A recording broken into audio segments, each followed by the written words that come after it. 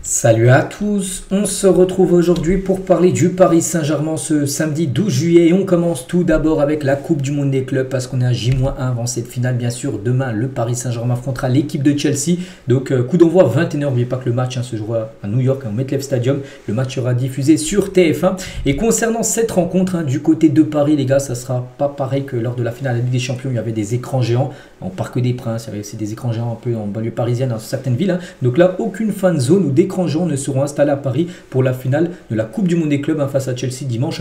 Le club a uniquement prévu d'installer un écran sur la pelouse du Parc des Princes pour les 1000 personnes ayant pris leur ticket pour le Stadium Tour, donc visite du stade. On a donc 1000 personnes pour assister à cette rencontre sur un petit écran géant. Mais voilà, ça n'a rien à voir avec la finale Ligue des Champions. Il y avait 4 gros écrans plein milieu de la pelouse du parc avec plus de 48 000 supporters parisiens. Bien sûr, le stade est à guichet fermé. Là, il y aura seulement 1000 personnes qui seront au parc pour suivre cette rencontre en petit comité. Et concernant aussi ce match, donc voilà, du côté de la police à Paris, donc on craint énormément des débordements comme ça avait été le cas après la finale bien sûr de la Ligue des Champions. Donc 11 500 forces de sécurité seront mobilisées à Paris pour la finale de la Coupe du Monde des clubs et pour les festivités aussi du 14 juillet. Donc en gros c'est Laurent Nunez, le préfet de police, il a dit le 13 juillet au soir, l'ensemble du dispositif pour le défilé sera installé, les tribunes sur le bas de la Concorde, les barrières, parce que le lendemain, donc le soir c'est le 13, voilà, et le lendemain il y a le lundi 14 juillet, donc 14 juillet vous savez c'est les cérémonies, la parade bien sûr militaire sur les Champs-Élysées, donc c'est pour ça, tout sera déjà mis en place, donc là c'est pour ça qu'aucun rassemblement sur les Champs-Élysées sera toléré. Voilà. Concernant s'il y a des supporters qui veulent fêter ça, j'en espère dans le calme, et ça sera pas aux Champs-Élysées parce que ça sera pas possible. Concernant toujours les supporters, parce qu'on a beaucoup qui seront à Paris, qui regarderont bien sûr la rencontre à la télé ou peu importe, mais il y en a beaucoup aussi qui sont aux États-Unis, à New York, pour aller suivre cette rencontre. Et les Parisiens mettent l'ambiance sur Times Square à New York. Donc Times Square, c'est une célèbre place. Et beaucoup de supporters qui étaient présents, ils ont chanté pas mal de chansons à l'image du Paris Saint-Germain. Donc voilà, là c'est une photo, mais j'ai pris d'une vidéo. Et c'est magnifique, parce qu'il y a je pense, 200-300 supporters quand même parisiens sur place. C'est sublime. On continue, aussi toujours avec ce match. Demain, plein d'autres infos. L'arbitre, quelqu'un de très important. Donc ça sera un Australien. Donc Alireza Fagani. On arbitrera la finale entre le PSG et Chelsea. Voilà, c'est officiel, même l'arbitre assistant, les deux assistants, voilà, sont également des arbitres australiens. En espérant qu'ils soient à la hauteur, je ne cache pas qu'on est très peu, parce que nous on connaît surtout les arbitres, on va dire, européens, ceux qui arbitrent par exemple les matchs de Ligue des Champions, tout ça. Donc il avait déjà arbitré un match, il avait déjà officié lors du quart de finale entre Chelsea, qui arbitrera de nouveau, et Palmeiras, où c'était fini à 2-1 pour Chelsea. Donc ça sera lui l'arbitre demain de cette rencontre. Concernant Luis Enrique, donc il est en conférence de presse, elle a eu lieu la nuit dernière, on va revenir sur des déclarations de Luis Enrique avant ce dernier match de cette saison. Donc finir cette saison historique de la meilleure manière possible, en gagnant bien sûr cette finale, en remportant de nouveau un trophée. Donc il a dit tout d'abord Luis Enrique en français pendant la conférence de presse, ça y est maintenant, il gère parfaitement, même si son français n'est pas parfait, mais il peut répondre, faire un discours, une interview en français. Donc on a marqué l'histoire de Paris, mais on veut faire encore plus. On arrive sur le dernier match de la saison, avec de très bonnes sensations. Il faut finir cette saison historique de la meilleure manière possible, en gagnant bien sûr demain contre Chelsea. Donc personne ne sait exactement comment se comporte l'autre équipe, peu importe le dernier match approche, nous nous sentons très bien. C'est une saison historique et nous voulons la terminer de la meilleure façon. J'ai vu un comportement sensationnel de la part de tous les joueurs. En termes d'efficacité, l'année a été incroyable. Si je devais analyser la saison entière, elle serait extraordinaire, bien sûr, cette saison historique, bien sûr pour Paris, et elle peut être encore plus historique, de victoire bien sûr demain. Je n'ai pas le statut de star, et lui ne se considère pas comme une star. Il a dit j'aime mon travail, j'apprécie ma carrière, surtout dans les moments difficiles, quand ça ne va pas, je me sens mieux. C'est agréable quand tout fonctionne, car le plus beau, dans la victoire, c'est de rendre heureux ceux qui nous soutiennent, bien sûr les supporters, tout ça, parce que les supporters actuellement, c'est le prime des supporters parisiens, avec comme on joue bien sûr Paris, ça gagne des trophées, tout ça. Donc là, c'est fou. Donc j'ai été bien meilleur quand j'ai été critiqué que quand j'ai été félicité. Donc lui, il adore aussi quand il est critiqué. Donc là, bon, et pas du tout critiqué parce qu'actuellement tout va bien, mais il y a bien un moment où Paris n'ira moins bien, voilà, il y a bien un moment où on sait que ça sera un peu plus compliqué, donc là il y aura des critiques, donc lui il apprécie ça. Voilà, donc voilà, concernant Luis Enrique. Donc toujours avec lui, donc la meilleure saison de ma vie, il a dit peut-être, pourtant il a joué, enfin il n'a pas joué, mais il a entraîné d'autres clubs comme le Barça où il a également gagné la LDC, il a dit, mais il y a une finale à gagner, quand on aura gagné, on le dira, on doit se donner à 100%. On a vu City, ils gagnent tout, puis perdent 10 matchs et ils sont anéantis. Pep est toujours le meilleur entraîneur, ils sont anéantis. Voilà, il sait que dans le football ça peut aller très vite, tu peux être au sommet et un mois après, tu peux être vraiment la risée de tout le monde, bien sûr, un peu à l'image de City, qui a vécu ça un peu la saison dernière.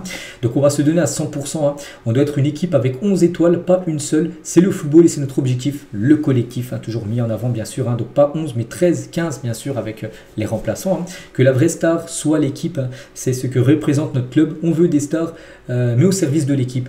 Et voilà, peut-être éviter le genre de joueurs, bien sûr, comme Kylian Mbappé. Voilà, je prends ce genre-là, voilà, qui ne donnait peut-être pas tout. Voilà, par rapport, si maintenant si on le compare avec Kvaratskhelia, les gars, c'est pas du tout le même, bien sûr. Peut-être Vara marque beaucoup moins que Kylian Mbappé, mais Kvara, les gars, il mouille le maillot. Et voilà, il faut faire les efforts défensifs, ce qui manquait bien sûr à Paris, parce que regardez, maintenant les attaquants pressent, font les efforts défensifs, et grâce à ça, tu as gagné quand même la Ligue des Champions, et là tu peux peut-être gagner un autre gros trophée demain. Donc les meilleurs compliments que nous ayons entendus viennent d'un coéquipier, d'un joueur ou d'un entraîneur qui dit aime regarder le PSG. Nous voulons offrir quelque chose d'attrayant aux fans de football et aux amateurs de sport en général. Il parle aussi du Ballon d'Or pour l'entraîneur, certainement lors de la cérémonie, vous savez, du Ballon d'Or.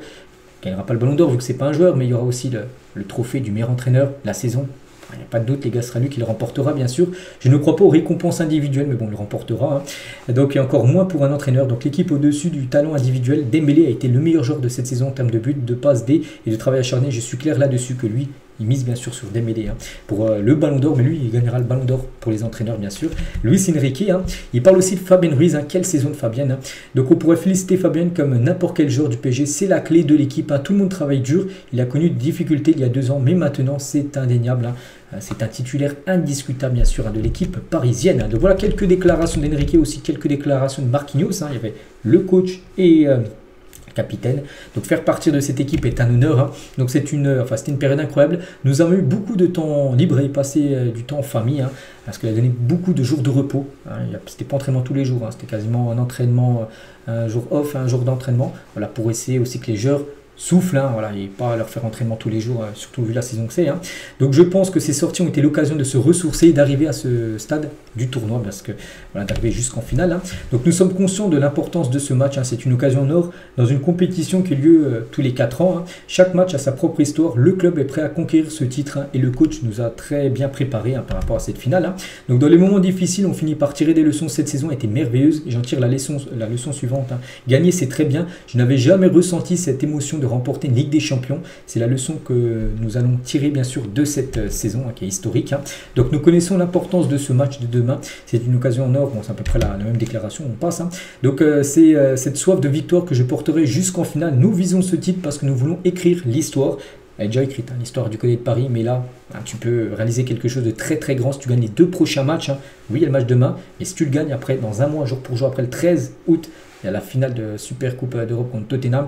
Et si tu gagnes, tu fais le sextuplé. Et il y a 2 clubs voilà, qui l'ont réalisé, le Barça et le Bayern. Donc Paris pourrait le réaliser, ce serait fou. Donc voilà. Voilà quelques déclarations également, bien sûr, de Marquinhos. Tiens, rapidement aussi les photos de l'entraînement. Donc avec Luis Enrique, bien sûr, pieds nus sur la pelouse. On peut voir Désiré Doué, on peut voir Bradley Barcola. On peut voir également, je pense, qui est à côté, peut-être un membre du staff, j'en sais rien. On peut voir Nuno Mendes, on peut voir Marquinhos, on peut voir Fabien Ruiz, on peut voir Ramos avec Zaïre-Emery, on peut voir Kanguini ou même Beraldo. Et tiens, en parlant de Beraldo, tiens, il est au point presse. Je pense que c'est un match qui couronnera notre saison, mais pas que demain il sera titulaire. Pacho est suspendu, de toute façon Pacho il est déjà en vacances. Il a autorisation de quitter le groupe parisien.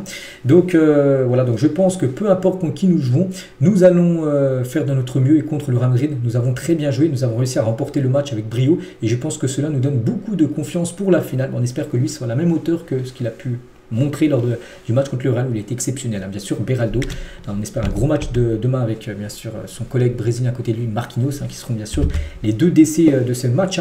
Mendes aussi tient motivé, ne veut pas avoir de regrets. Au point presse aussi, il a dit face à Madrid, l'équipe a bien joué. Ce n'est pas parce qu'on a battu le Real Madrid en demi-finale qu'on est meilleur, enfin de meilleure humeur. Je pense que si on atteint la finale contre Chelsea, qu'on joue mal et qu'on perd, gagner contre le Real Madrid ne servira à rien. C'est vrai. C'est pourquoi nous devons faire de notre mieux et gagner. C'est vrai que demain, il faut jouer ton jeu.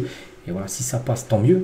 Ça peut passer si Paris joue toujours le même jeu. Mais voilà, il ne faudra pas avoir de regrets demain de ne pas produire le jeu que produit le PSG, bien sûr, à chaque rencontre. Concernant Désiré Doué, donc on a passé beaucoup de bons moments ensemble. On a eu la chance de pouvoir sortir les uns avec les autres, d'avoir été dans différentes villes et régions aux États-Unis. C'était super, ça a renforcé nos liens entre coéquipiers, mais maintenant il faut finir le boulot. Parce que oui, Désiré Doué, Mendes, Marquinhos ou même Dembélé sont aux États-Unis. pas pour les vacances, mais pour gagner bien sûr cette Coupe du Monde des clubs. Côté Chelsea, tiens, un journaliste, il a dit par rapport à Enzo Maresca, il était aussi en conférence de presse, c'est le coach bien sûr de Chelsea, dans quelle mesure est-il important que vos joueurs soient prêts à souffrir sans ballon face au PSG, car il y aura de longues périodes où vous n'aurez pas le ballon dimanche. Le journaliste dit en gros que voilà, lui il pense que le PSG aura la possession de balle, tout ça. Donc lui il a dit, qui a dit ça en gros que Paris allait avoir seulement le ballon. En gros il dit que voilà, Chelsea aura aussi la possession de balle. Bon, moi je pense quand même que Paris aura la possession et Chelsea, il faudra faire attention parce que sont redoutables en contre-attaque. Et concernant Reece James, qui est également en conférence de presse, le capitaine, il a dit toutes les datas, en gros les statistiques, ça ne veut rien dire pour moi et pour l'équipe. Donc voilà, Reece James avant de défier le PSG demain, il a dit on va se rendre coup pour coup, j'en suis convaincu. Voilà, que demain ça sera une très grande finale, ce Paris Saint-Germain Chelsea. Voilà ce qu'il va dire sur cette rencontre, on se retrouvera demain bien sûr pour encore en parler. On va faire aussi le point rapidement sur le mercato les gars, et point mercato, point départ, donc dans l'entourage des joueurs utilisé ces derniers mois. On attend la fin de la Coupe du Monde des clubs. C'est vrai que donc, lundi 14, c'est la fin de saison. Alors, enfin, donc là, les joueurs partiront en vacances et là, on pense que maintenant, après, le mercato va se mettre en place du côté de Paris. Donc le cas Ramos, Canguigny, voire Lucas Hernandez, pour ne citer que, vont ainsi s'ouvrir par rapport à des départs. Les trois là pourraient partir. Bon, ça se peut qu'il y en ait un qui reste. Peut-être Ramos pourrait peut-être partir, mais vraiment Canguigny, je pense qu'il partira. Et Hernandez, il y a aussi des chances. Donc pour pallier d'éventuels départs, le PSG dispose encore plus que sur d'autres séquences de fonds importants. Il y aura bien sûr une belle enveloppe voilà, pour recruter, bien sûr, niveau argent. Et le jackpot que va toucher le club pour cette Coupe du Monde des clubs ne devrait pas avoir d'impact sur le mercato. Il y avait déjà une enveloppe d'argent. On peut voir en interne, on explique que déjà les cibles ont été déterminées bien avant le début de cette Coupe du Monde des clubs.